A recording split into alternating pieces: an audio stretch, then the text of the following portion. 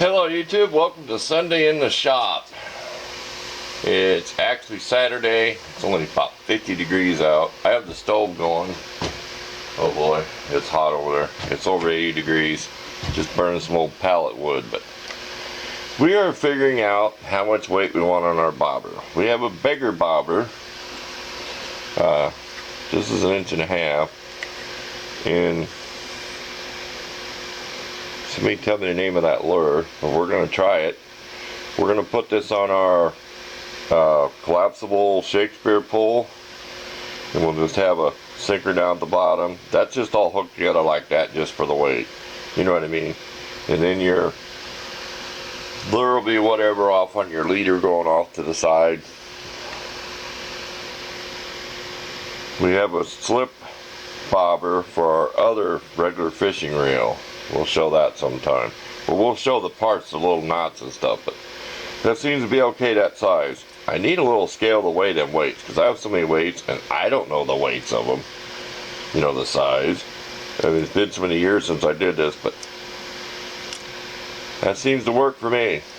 I don't want the top half, the white parts, going in the water. How these bobbers are made, there's just a tube inside of here.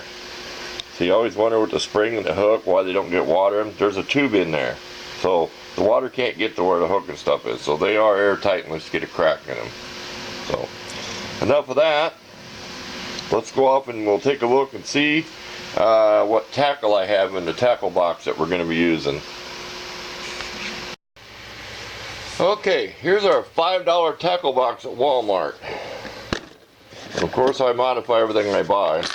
Whoops. See the handle where it comes through? That's not waterproof. We're going to cover this inside and put some hot glue and stuff here. We didn't want to do it to show the new box, because it's going to be ugly when I'm done. Okay, a few things I have in here. Okay, I have my knife. This is, I think, is the Uproar one I got Menards. I made a video on it. You could fillet a fish with that. It's so long. That. I have a slip bobber. We'll show you how those work. I carry a pair of tweezers. Mostly when I pick up stuff, like your little, when these are small, I call these snap swivels. Okay? When you pick them up out of the container. If you have trouble tying your line on one of these, see how I got a paper clip on there so I can got something with my bigger hands to work with. I've got some little bobbers for bluegills. Excuse me. 2-inch bobber. The one I showed earlier was 1.5 inches. Carry a lighter. This is just one of them little pokey tools. Carry a pair of needle nose. Get your fish hooks out. Okay, this thing's packed. We're going to be taking some of the stuff out of this. This came with the wife's Zebco 33 in the pack, and I'll have pictures at the end that shows the pack. And it says 2010. Well, I've hunted online and they're kind of hard to find her reel. I'll be showing that here shortly. It's the Zebco 33. Styled authentic, styled from 1954. So this is what came with it. Some bobbers, hooks, little snaps. I call them snap swivels. If it has a hook on it to snap on your hook, and a swivel I call a snap swivel. Some of them lures I'm going to try. I might get some of that bait smelling stuff and put on there. Okay, here's an assortment of sinkers. Plain old sinkers, okay. Then we have, like I said, the little snap swivel things. Now these were $2 and something at Walmart. Need to close it up. Got to close it up. Okay. Split shot. Went to the bait shop. Got these for $1.50. You can pay $1 or something for a bag of them. I got an assortment for $1.50.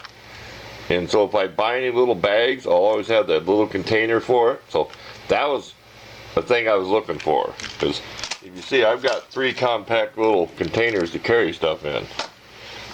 Okay, we got this little box.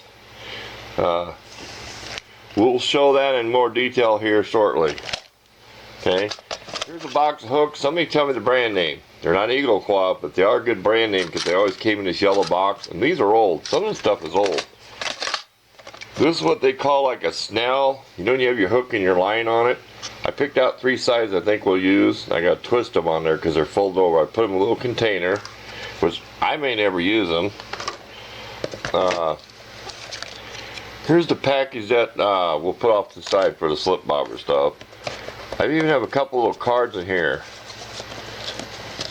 because I'm practicing how to make a, I call it a cinch knot, some people call it a clinch knot, and here it says cinch knot, how to make that and the Palomar knot.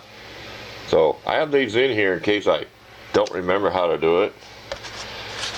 And the last thing is, this kind of old, $6 at Kmart, the Strand High Vis Green. I think you can see the green color in there. 20-pound test line that's on my big old Shakespeare, like for fishing in the river or wherever you know there's giant catfish. So that's what's all in the tackle box for right now.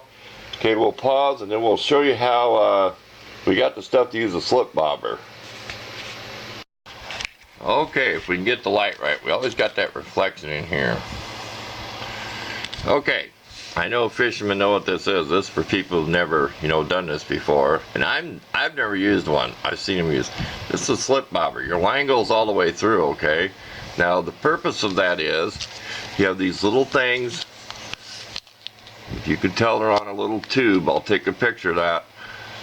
You put that on your line, and then you slide the tube off tight, and there's a little bead, and the bead will go against the topper so you can't pull a knot into there. Okay? And then I'll take a picture of this too, how that works. See, there's where you'll tie your string in a knot. When you pull these either ends, it makes a knot. So it's coiled up string. I don't know what they call it. Someone called it Dacron or something. It's like a woven line string. There's your little bead right there. So what that does is, I'll show it when I'm out fishing sometime. You can reel your line all the way up to your reel. This knot will reel all the way up to your reel, okay? So that means you can have like 3 to 5 feet of line out, from your bobber going towards your hook. And when you reel it in, your slip bobber will come right up to the top of your rod. And then your string can go right, don't reel it in your reel, come right down to your reel. So I think you might understand what I'm talking about. And when you cast it out, of course, the weight pulls it down through the slip bobber. The weight's down, it pulls the string down, and then it stops where the knot is. So, really neat idea. We're going to try it. We've never used it before. So, we'll pause again. We'll show you what's in this little bitty box here. Some of the stuff I have inside of it.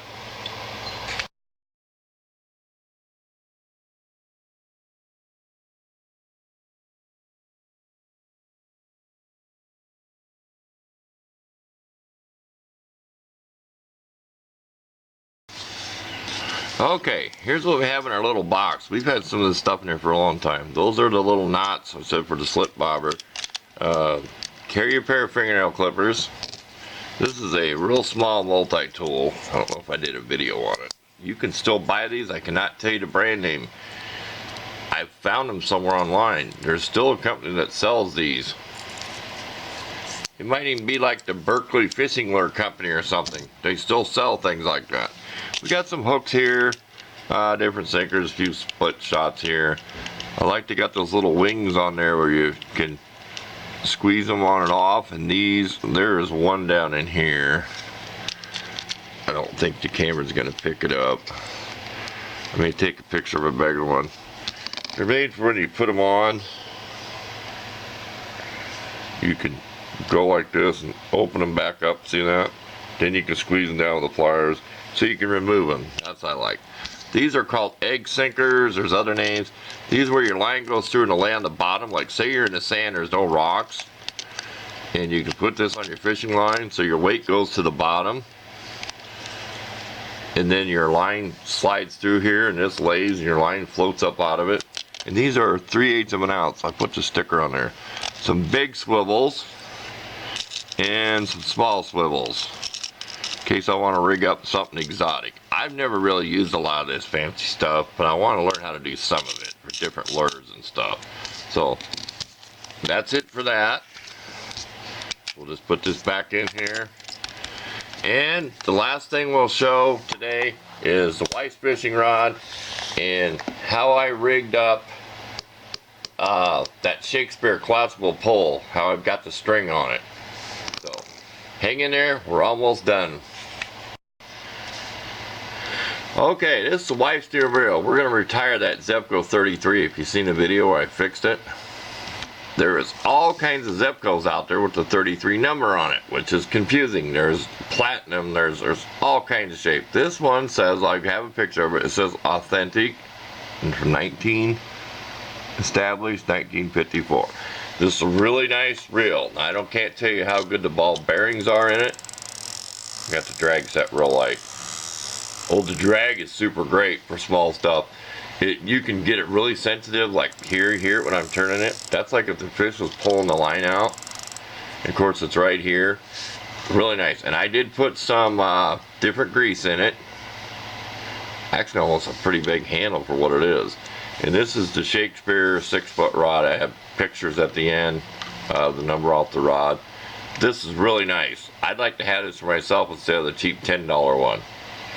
So, it was 20 bucks. Okay, I gotta tell you, it was 20 bucks for this reel. He had one. We had one in a kit for $25. It had all the lures and everything that I showed in that pack. So, we went that route. And that's how I got my rod, which I'm gonna show next. I get to use this rod. It's like a 5-foot Zebco, and that's what I put this $10 reel on. Okay, this is really cool. It's got that color changing. I don't know if you can see it on the camera. You know, that prism color changing stuff. It's almost too nice to use. I said it was 2010, and I haven't seen anything online like that with that package. So we kind of got lucky and got that kit for that price. I mean, you can get all kinds of little cheap combo kits at Walmart and stuff, but we'll go up here and see how good that's made right there. Get back where you can focus. You know, it's pretty good made rod for the money. To me it is. Some people don't like the handles like this. They'd rather have the handle like, bang, so rather than the handle like that. See how it's shaped? It does not matter to me. Okay, we'll put that up. And we'll just keep rolling here. We're going to show you how I hooked up my telescopic pole. Okay, down here they gave you the place to wind the line on. This line is about a foot shorter than the pole's extended. So I call these snap swivels. I have one here, okay, so I can hook whatever I want. I can hook whatever hook I want, and I can put maybe like a split shot sinker or something. You know how you do that. If you fish me, you know what I mean. And then whatever float, slip float, regular float. Well, if you come up here to the end when you put the rubber cap in, let's keep this in focus. There's a little groove in here. See that? A couple of grooves. So, let's see if I can get this pulled out. So I have a snap swivel on this end. Get my big fingers out of the way. So I have a snap swivel on this end. So I can make that easy to hook that way. Then I just put my plug in. And then I have my line. I just run it down there. I have a rubber band on here too. That really helped. This is 14-pound Cajun line, which I will have a picture of it, but I'll show you. The wife's has 8 or 10 pound. Well, I kind of got extreme, but the stuff's only like 17 thousandths diameter. This is like $8 a spool at Walmart. It's Zebco brand. It says Zebco on there, but I'm gonna try it. I talked to the guy at the bait shop. He said it's a pretty good line. It's got, you know, it's better than that cheesy stuff that comes on a reel. The clear stuff that snaps, breaks. You can break it with 2 fingers. So, if you haven't seen the video on this, watch it. It's pretty neat how it extends. So, that is the end of this week's video. I'm sorry if you don't like fishing stuff. I don't have anything else that I'm doing right now. We got rained out last week. We got our air conditioner in, and we're using the furnace down to 40 degrees at night, 40-some degrees. So we'll leave you with that. We'll leave you with some pictures. We'll have plenty of pictures of both the reels. So thanks for watching this week.